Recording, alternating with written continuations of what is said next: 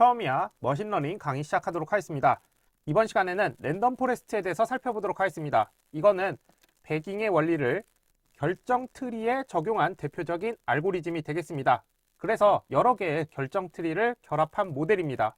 트리라는 것 자체가 나무란 뜻이잖아요. 이 트리가 모이면 숲이 되죠. 그래서 랜덤 포레스트라는 용어를 쓰게 됐습니다. 그래서 단순히 여러 트리를 학습시키는 것을 넘어서 무작위성을 추가로 도입하여 다양성을 극대화시킵니다. 그러니까 나무를 만드는데 이 나무들을 랜덤하게 피처들이나 데이터들을 뽑아내서 의사결정 나무, 그러니까 결정 트리를 여러 개 만드는 거예요. 그러면 이제 트리들이 여러 개 나오게 되는데 이걸 가지고 어떤 값을 분류하려고 해요. 그랬을 때 그 값을, 그러니까 독립변수 값이 있으면 여기에다가 다 넣는 거예요. 약한 학습기에다 넣으면 이때 결과들이 나오겠죠. 그러면 그 결과에 대해서 뭐 평균을 낸다든지 아니면은 다수결에 의해서 뭐 A그룹인지 B그룹인지 더 많이 선택한 걸로 채택하는 거예요. 이러한 방식을 랜덤 포레스트라고 합니다. 랜덤 포레스트는 이름에서도 알 수 있듯이 랜덤이라는 말이 들어가요. 그래서 무작위성이 굉장히 중요합니다. 먼저 부트스트랩 샘플링이 있어요. 이거는 데이터에서 복원 추출로 같은 크기의 샘플을 만들어서 각 트리가 서로 다른 데이터를 보이게 합니다. 여기서 복원 추출이 뭐냐? 복원 추출이랑 비복원 추출을 먼저 알아볼게요. 예를 들어서 구슬이 있어요. 여기 구슬에 빨간색 구슬이 있고 파란색 구슬이 있다고 해볼게요. 빨간색, 파란색. 자, 그러면 이 사람이 3개를 뽑는다고 해볼게요. 그랬을 때 복원 추출은 뭐냐? 하나를 뽑았어요. 그러면 그걸 확인하고 다시 여기 주머니에다 넣는 거예요. 그리고 또 하나 뽑고, 그리고 다시 주머니에 넣고 또 하나 뽑고 확인하고 주머니에 넣고, 네, 이런 식으로 하는 게 복원 추출이고요. 비복원 추출은 예를 들어서 처음에 빨간색 구슬을 뽑았어요. 그러고 나면 이 구슬은 이제 빠지는 거예요. 그 다음에 있는 것 중에 또 하나를 뽑고, 그리고 있는 것 중에 또 하나를 뽑고, 이런 식으로 다시 주머니에 안 넣고 그냥 주머니에 남아있는 것들을 계속 뽑는 방식이 비복원 추출입니다. 그러면 복원 추출을 한다고 했으니까 이제 확인하고 넣고 확인하고 넣고 이 과정을 거치게 되는 거죠. 그래서 부트스트랩 샘플링을 하게 되면 어떻게 되느냐? 데이터 관점에서 네, 여러분들이 이제 독립변수랑 이제 종속변수가 있죠. 그리고 데이터들이 쭉 있을 거예요. 이제 여러 개 있을 텐데 예를 들어서 이게 100개라고 해볼게요. 그러면 여기에서 예를 들게요. 뭐 50개를 뽑는다고 해볼게요. 그러면 이 100개 중에서 그냥 50개를 임의로 뽑습니다. 50개를 뽑고 그 다음에 또 다시 100개 중에서 또 50개를 랜덤으로 뽑고 그 다음에 또 100개 중에서 50개를 뽑고 이런 식으로 뽑은 다음에 이 각각 예를 들어서 50개를 뽑았으면은 이런 식으로 데이터가 뽑히겠죠. 50개를 가지고 의사결정 트리를 만듭니다. 그리고 그 다음에 또 아까 또 랜덤으로 뽑은 50개로 결정 트리를 만들고 그리고 또 50개로 결정 트리를 만들게 되면 이 결정 트리의 모양이 달라지게 되죠. 자, 이제 좀 더 읽어보면 이 과정에서 일부 데이터는 여러 번 선택되고 일부 데이터는 전혀 선택되지 않을 수가 있습니다. 그래서 이걸 확률로 계산해 보면 63%가 선택되고 37%는 선택되지 않습니다. 네, 아무리 뽑아도 안 뽑히는 것들이 있는 거죠. 그런 경우에는 그 안 뽑히는 거를 나중에 뭐 평가 데이터에 활용한다던가 이런 식으로 쓸 수가 있습니다. 그 다음에 랜덤 특성을 선택할 수 있는데요. 각 분할에서 전체 특성 중에서 일부만 무작위로 선택하여 최적의 분할을 찾습니다. 여기서 특성이라고 하는 거는 피처를 얘기하는 거예요. 그러니까 이 데이터만 랜덤으로 뽑는 게 아니라 피처는 요거죠. 요런 거. 나이, 소득 수준, 직업 여부 이런 게 독립변수인데 이것도 랜덤으로 하는 거예요.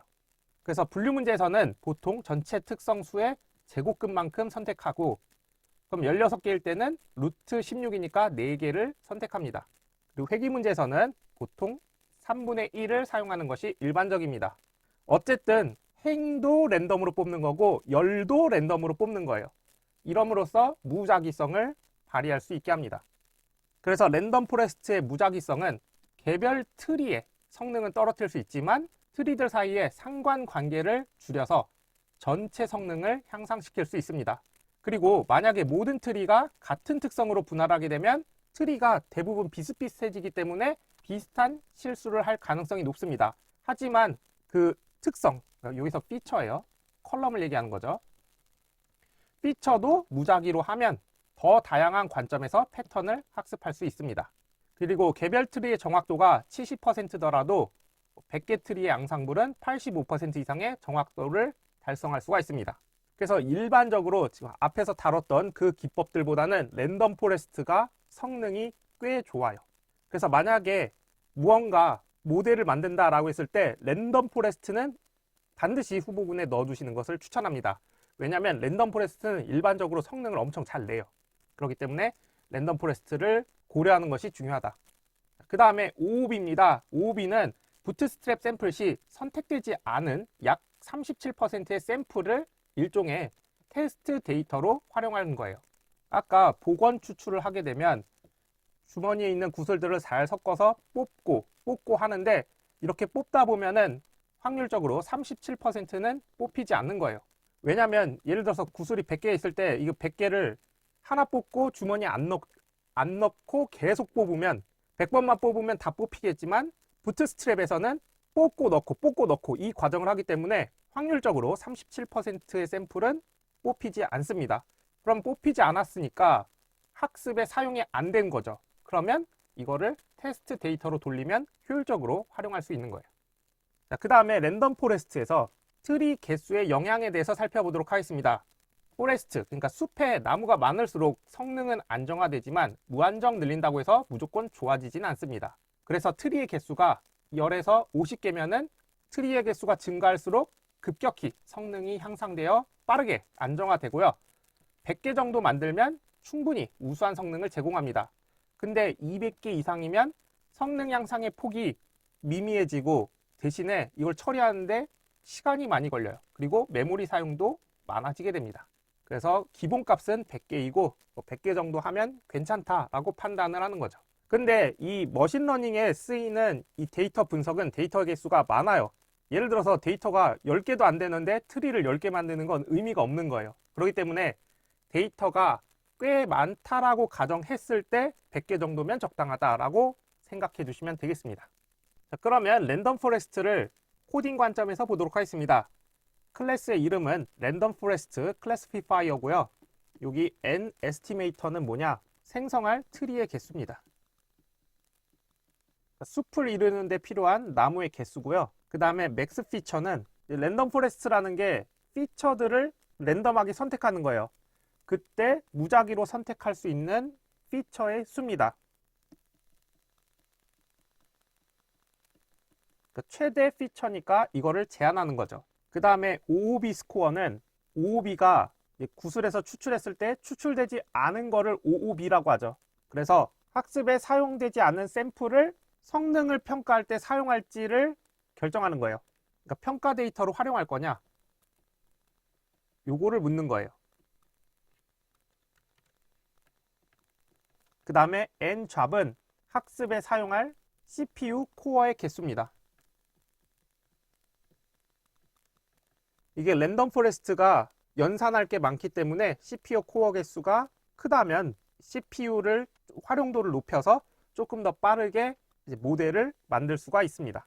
그 다음에 랜덤 포레스트의 메서드, 그러니까 함수에 대해서 살펴보면 이렇게 객체를 생성한 다음에 fit을 합니다. fit을 하게 되면 모델이 만들어지는 거죠. 이때 학습 데이터로 독립변수, 종속변수를 넣어줍니다. 그리고 나서 랜덤 포레스트 모델이 만들어지면 어떻게 하죠? predict, 예측 값을 뽑아낼 수 있습니다. 근데 이 예측 값을 랜덤 포레스트가 보통 분류 모델로 평가되기 때문에 0, 1 이런 값으로 나와요. 근데 확률을 알고 싶은 거예요. 0이 선택될 확률과 1이 선택될 확률을 알고 싶은 거예요. 그럴 때는 predict proba라는 함수를 사용하게 됩니다. 이거는 뭐 앞에서 살펴봤던 로지스틱 회귀 분석 이런 거랑 똑같죠. 그래서 지금 분류 모델들을 보시면 처음에 모델을 만들 때 그 객체의 이름과 그 뒤에 매개 변수 정도를 빼고는 나머지는 흐름이 대부분 비슷하죠. 그래서 이 부분은 잘 기억을 해두시면 좋겠고요. 속성 값이 있습니다. fin 메서드를 실행할 경우에 속성 값을 알 수가 있는데, 먼저 estimators, 요거는 뭐냐? 개별 결정 트리 객체들의 리스트입니다. 그래서 에스티메이터를 통해서 각 트리가 어떤 규칙을 가졌는지 확인할 수가 있습니다. 그 다음에 feature importance, 요게 있는데 요거는 특성, 피처가 모델의 성능 향상에 얼마나 기여했는지를 나타냅니다. 그래서 features importance가 큰 피처의 경우에는 영향을 많이 주는 거죠.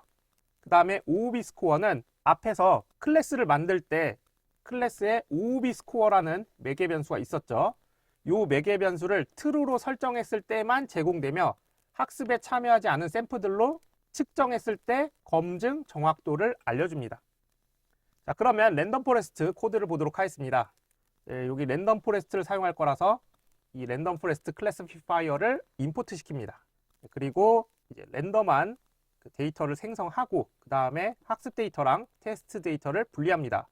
그 다음에 랜덤 포레스트 클래시파이어라는 클래스 객체를 선언하는데, 이때 트리의 개수는 100개, 그리고 맥스 피처에다가 sqrt 이렇게 놓으면 어떻게 되느냐, 특성, 그러니까 피처의 개수에 루트를 씌운 개수만큼을 그 각각의 약한 결합기의 특성의 개수로 지정하게 됩니다. 그러니까 랜덤 포레스트는 숲이잖아요. 숲일 때 이제 여러 개의 트리, 나무들이 만들어지게 되는데, 이때 들어가는 피처의 개수를 지정해 줍니다. 그 다음에 OOB 스코어는 true, 이렇게 하면은 랜덤 포레스트를 fit한 다음에 OOB 언더바 스코어 언더바라고 속성 값을 뽑아내면은 정확도를 알려줍니다. 그리고 n 잡스는 -1, 이렇게 하면은 -1이라는 게 CPU 코어를 -1개를 사용한다는 뜻이 아니라 PC에 있는 모든 자원을 다 활용하겠다는 뜻이에요. 그래서 n 언더바 잡스 한 다음에 -1 써주시면 그냥 100% 활용한다, 이렇게 보시면 되겠습니다. 그래서 이 랜덤 포레스트 객체를 rf라는 변수에 저장합니다. 그리고 나서 fit 했어요. 그리고 predict, 예측한 다음에 그 예측 결과를 y 언더바 pred라는 변수에 저장합니다. 그리고 나서 테스트 정확도를 확인해 볼 거예요. 그래서 테스트 실제 데이터랑 지금 y pred 예측 값을 성능 평가를 해보는 거예요. 그랬더니 정확도가 0.85가 나오는 것을 확인할 수 있습니다. 그리고 OOB 정확도를 계산할 건데, 이 모델에서 OOB 언더바 스코어, 이게 뭐죠? OOB, 뽑히지 않은 데이터들을 가지고 검증을 해본 거예요. 그랬더니 정확도가 0.90이 나오는 것을 확인할 수가 있습니다. 그리고 나서 개별 트리를 확인할 건데요. rf.estimators 언더바 이렇게 하면은 이게 트리의 특성이 나옵니다. 그러니까 랜덤 포레스트 안에 있는 트리에 대해서 나오는 건데, 트리가 리스트 형태로 있는 거예요. 그러면 이거의 개수를 헤아려 보면 이 랜덤 포레스트를 위해서 만들어진 트리의 개수가 나오겠죠. 그랬더니 100개가 나오는 것을 확인할 수가 있습니다. 그리고 요 트리 언더바 점 맥스 뎁스 하면은 트리의 깊이도 알 수 있어요. 근데 에스티메이터 언더바 0이죠. 이건 뭐냐면 지금 에스티메이터즈라고 하면